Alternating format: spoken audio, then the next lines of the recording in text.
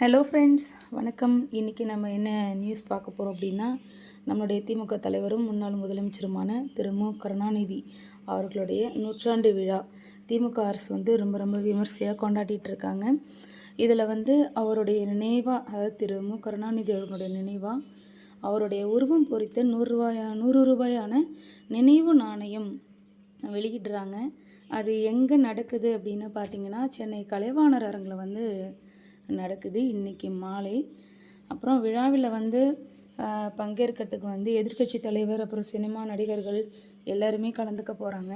முக்கியமான விஷயம் என்ன அப்படின்னு பார்த்தீங்கன்னா, இந்த நாணயத்தை வெளியிட மத்திய அரசுலேருந்து, ஒன்றிய அரசான மத்திய அரசுலேருந்து திரு ராஜ்நாத் சிங் வராங்க. அவர் எக்ஸ்தலத்தில் அவர் ஒரு பதிவு போட்டிருக்காரு. என்னென்னா, நான் சென்னை வரத்துக்கு ரொம்ப ஆவலாக இருக்கேன் அப்படின்னு சொல்லிட்டு ஒரு பதிவு